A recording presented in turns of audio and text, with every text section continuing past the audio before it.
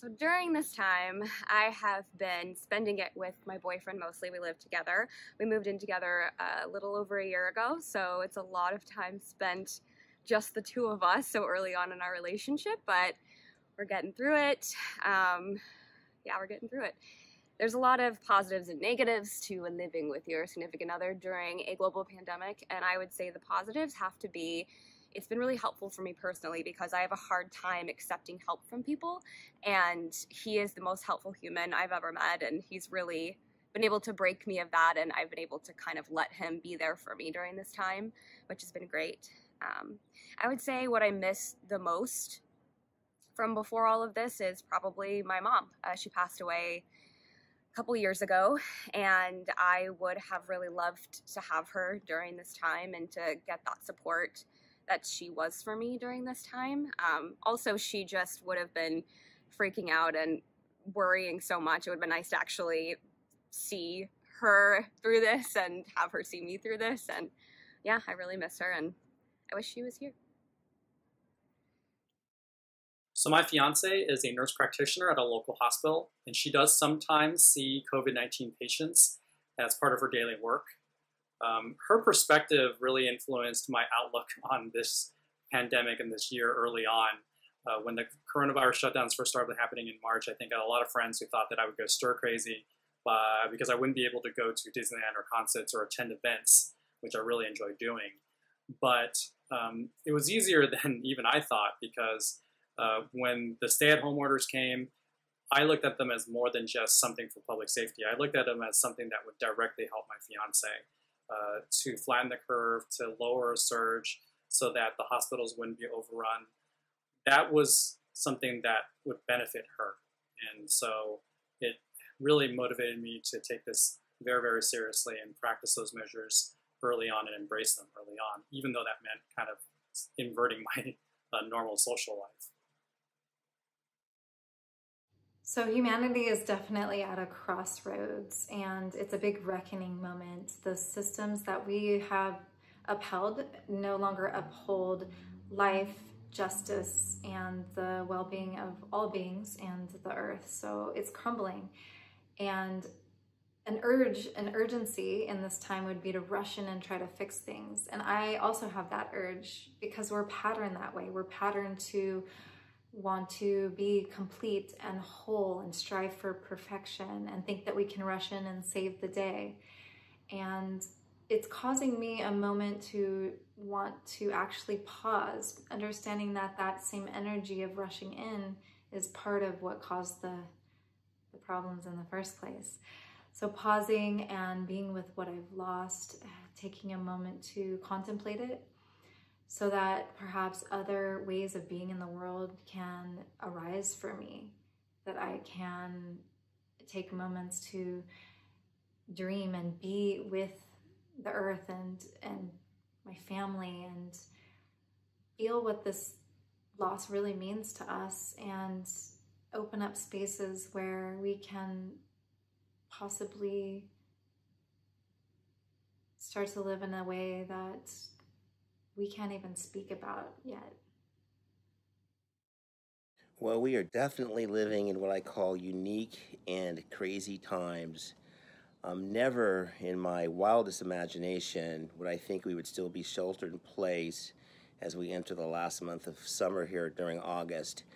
I thought in my mind that when all of this kind of hit mid-March and that we were sheltered in place with COVID, that this thing would be taken care of by the summer.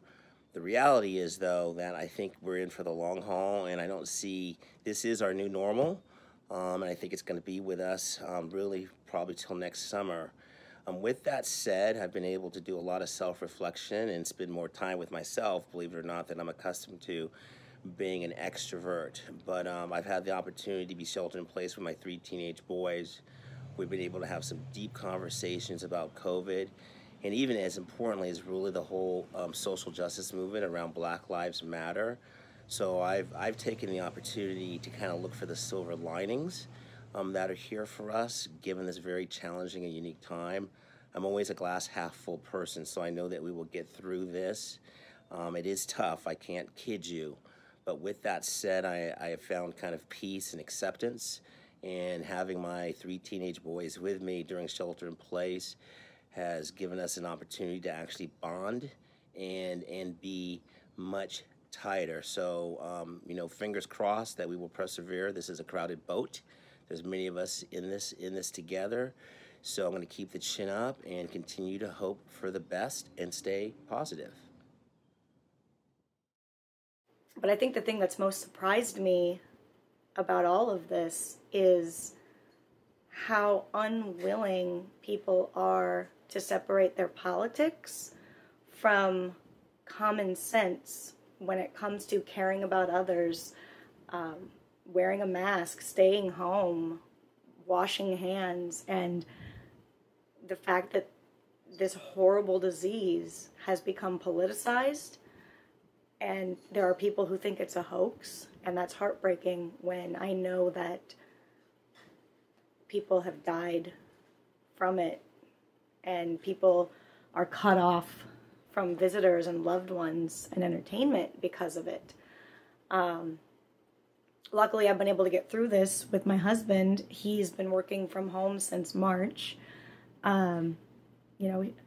He works in financial analysis and IT, so luckily he's been able to do that from home. What I've been struggling with most with respect to the pandemic is the inability to play live music. I've been a guitar player since I was 15 years old. I'm 56 now, so that's 40 years of playing in clubs, wineries, festivals, corporate parties, anywhere we could find a gig. And it's something that's always given me a lot of joy and happiness and satisfaction. And not being able to do that has been really rough. And I think not only of myself, but of many friends I have who are touring musicians who do that and nothing else to make a living. And they are really struggling right now. The clubs and small music venues are going out of business at an alarming rate. They've been closed down due to COVID and they can't stay open. They're not coming back. So all of these places that were an outlet for local music and up and coming bands are going away. And that is certainly worrisome. These folks don't have 401ks or healthcare plans. They just work every day doing what they love. And they're really, really struggling. So I'm really concerned for them. I'm concerned for myself just in terms of not being able to do it. And then concerned for all of us because, we stand to lose a really valuable part of American culture and art. So I'm really hoping when this is over, we can get past this and get back to sharing music. Here we are 5 months in COVID, and my experience was to reconnect with myself, and I found a healthier version of me that I didn't think I had or was possible. So I'm really grateful for it. And being healthier from the inside helps me being healthier in my mind, and really, really connecting to how to be kinder to the planet, because that's the only spaceship we have, and it's been so kind to us so far, and we've been trashing it left and right, and not being as grateful as we could.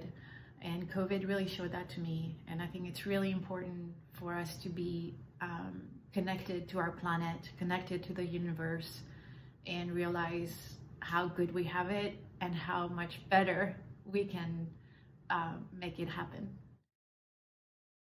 There's something magical of having a conversation with a one-on-one person. It's that initial spark that you and that other person share and want to share your opinions with each other in the same physical airspace, which I know a lot of people take it for granted and people do it on the telephone all the time, but there's something magical about having one-on-one conversation. And I was really scared to have them when I was younger, but now I've overcome it, and I actually truly do miss having them in the present form. And when this is all over, I cannot wait to have more meaningful conversations with my friends in the present, not having a worry about a deadly disease or, an unfortunate leader who doesn't unfortunately listen to his unfortunate citizens. Almost all of my in-laws' side of the family have all been diagnosed with COVID.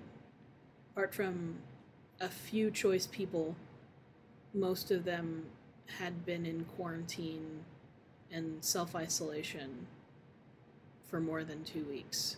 And by whatever universal grace that there is, they all so far have managed to not have to go to the hospital for it. This kind of speaks to the saying of we are all in the same storm together, but we're not in the same boat. I think that because of their privilege and their money, they were able to take care of themselves a lot faster than a normal person would. And even though they apologized to me beforehand and after, the fact that I had to isolate from the one person who is giving me sanity and support since I've been trapped here since March and I have a pre-existing condition. I wouldn't wish that on anybody. During COVID, my father was diagnosed with a terminal cancer. It spread from his lungs to his liver to his colon, and there's nothing they can do to save him. Because of COVID, for months he was put off. And again, I can't be angry at the doctors. I'm angry because we weren't prepared as a country.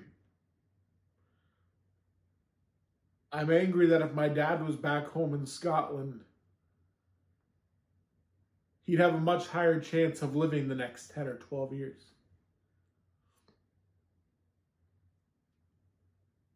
I'm angry and I don't know where to focus it because we should have been prepared. There's so many people like my father who are suffering because of it, because of a lack of leadership. You know, and I don't want to get too political, but our frustration, our anger has to be focused somewhere, and that focus has to be on change. I have kind of been able to sit down with myself, face my values head on, and reassess, reevaluate, figure out, like, at my core, what is it that I truly stand for? What is it that I support and believe in? And in doing so, I have sort of become an agent of change in my own life. And I think that that process is a really important one for all young adults. You know, that self-actualization, that coming to terms with who it is you really are and what it is you stand for. And as much as I wouldn't wish this crisis on anyone, it is unfortunately here. And I luckily have been able to kind of use it to open the door for positive change. And it's my hope that other people have been able to as well. A little like after the protest started, I began to get like upset because I felt like the media was covering the protests incorrectly. There's a lot of looting that started happening. Once the protest began and the looting was being connected to the protests, which made me upset because that's not what the protests were about. My business was affected by looting. A lot of small businesses were affected by looting, but that's not what the protests were for. The protests started because of the murder of George Floyd and are continuing to go on because not just because of George Floyd, but because of all the men and women that are Black that have been murdered by many police officers and things are just now being filmed. Like, we're just now really seeing what's been happening. And I feel like we need to continue to protest. We need to continue to, you know, express our rights and the way that we feel. We need to be in solidarity with our Black brothers and sisters, but we also need to make sure that we're being safe. We need to remember that COVID is still here. It's still alive. It's still going. There's no cure yet. There's no vaccine. And we need to make sure that if we are protesting, that we're wearing a mask, we're being safe, and that we are really trying to promote change. I feel like every day I've had a different answer to this question. Because I feel like every day is different. Some days I feel like I'm going to be at the head of my own company, helping little venues stream to their audiences. Because I know the tech, and I've got the drive. But other days, getting out of bed is like climbing a mountain with no oxygen and every muscle full of lactic acid just dragging you back into the covers, and like the only thing that my body can do is just lay there. That's the most comfortable position that I could ever imagine being in. I'm 24. I'm 24, and these are supposed to be the best years of my life, where I grind and I proved myself and I show that I am not a late. What am I doing? Who am I doing it for? I got nothing. I'm surviving. I'm doing so well. I'm spending time with my parents. I'm eating well, but how much of my life is just about a year from now? A year from now? There goes 24. There goes 25. Gone.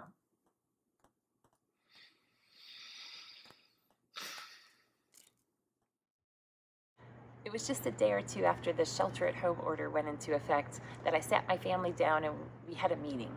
And we formed a club, the TIOO Club, T-I-O-O. This is our opportunity. At the time I was thinking we had maybe 2 weeks, maybe a month, where we would be able to take a step back from our usual busy day and really assess how we wanted our future to look and take some steps towards that goal. I had been intending to work on a website for my physical therapy business, Insight into Injury, and now I saw a chance where I had some time to work on it and put some effort in. So though this crisis, of course, has its downsides, and I continue to pray for the health officials and, you know, all the scientists and all the families that are suffering from this crisis and this illness that's going around the world right now. But I do try to focus on the silver lining of it, and I encourage you today to look at that silver lining and to see that you've got an opportunity here. The world's changing. There's so many changes that are coming at us. And rather than just waiting and hoping for things to get back to normal, we can take a look at what we thought about that normal that we had and what changes we would make if we could. And we've got time to make those changes. We've got time to put in the effort, the time to make those dreams happen, and to even just to start the dream. Perhaps that's where we're at. But to see that this is an opportunity for a positive change.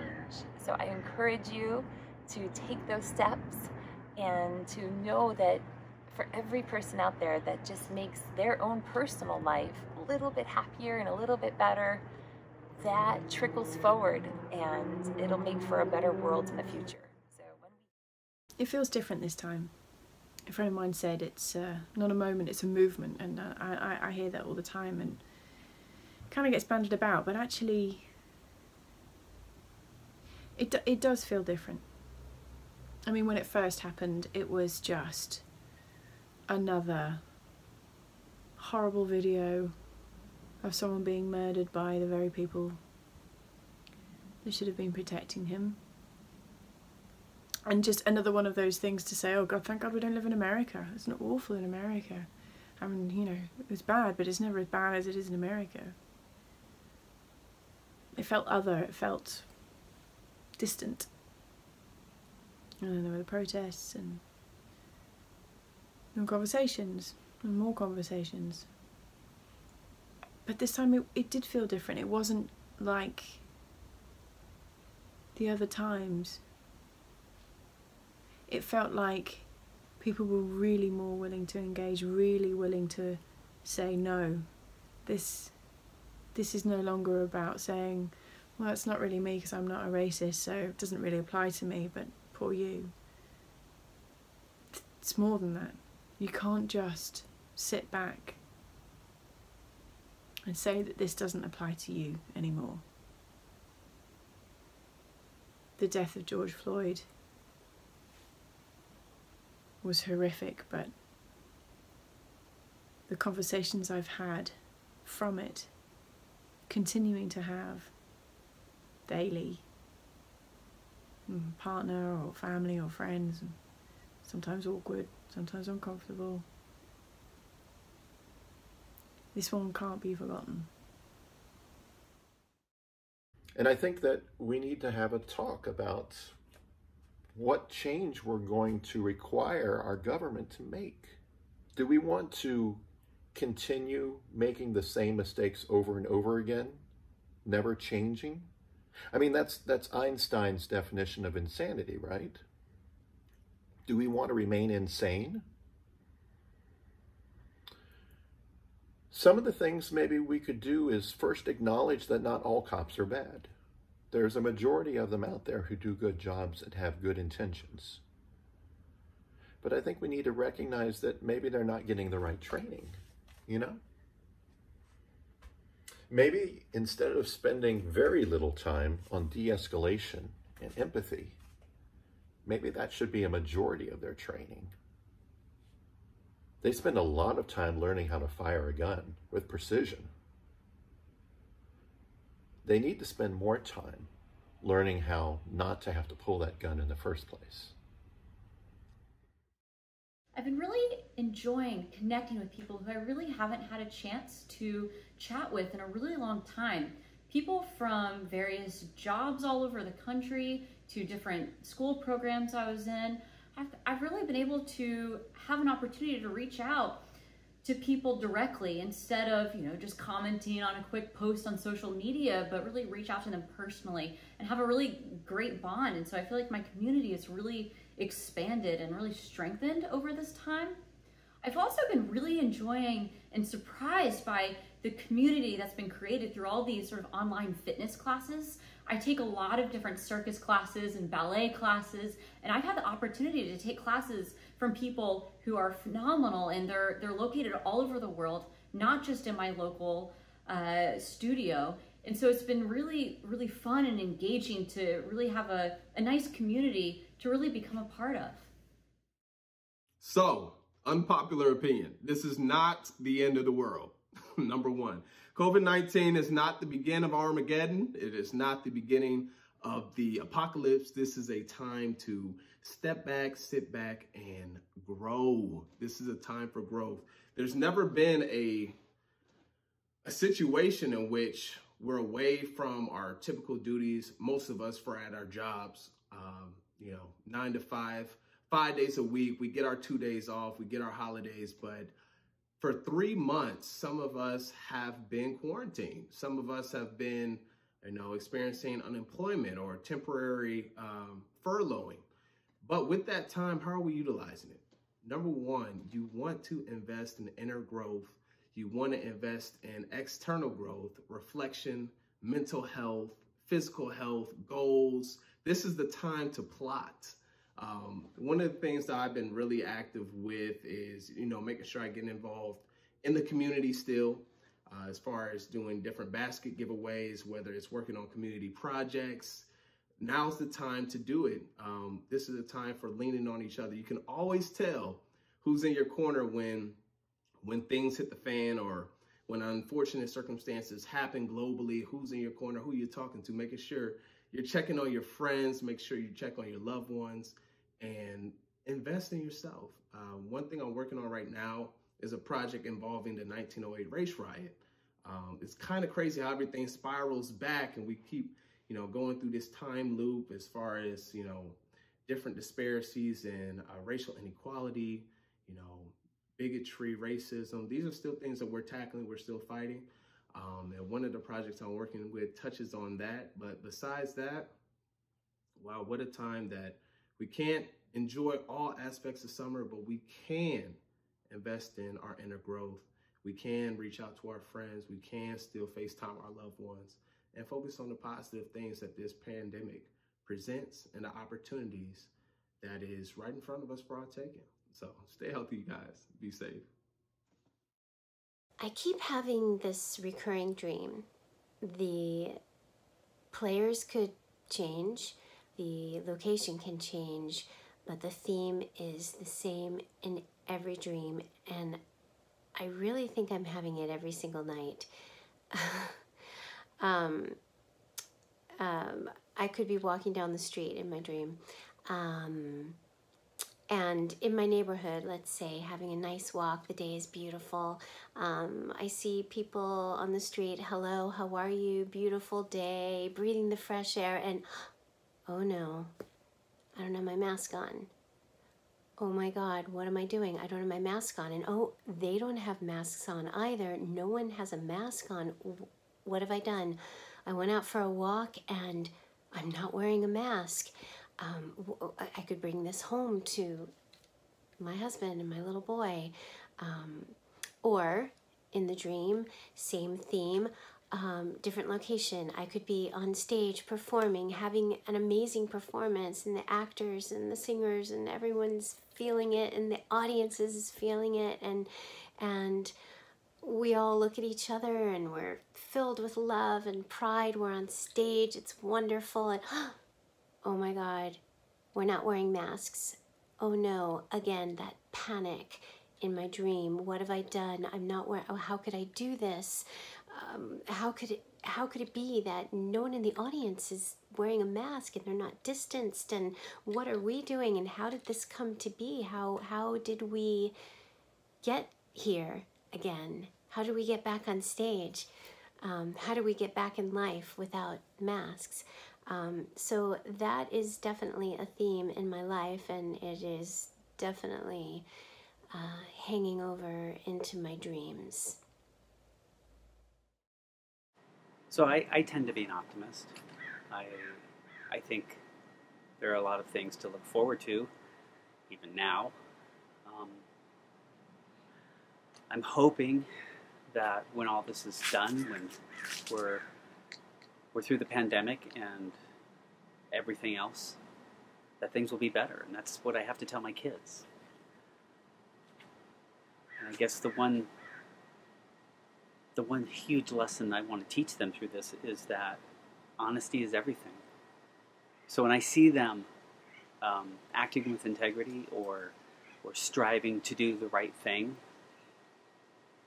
I say yes, that's exactly it, because there's nothing we need more right now than honesty.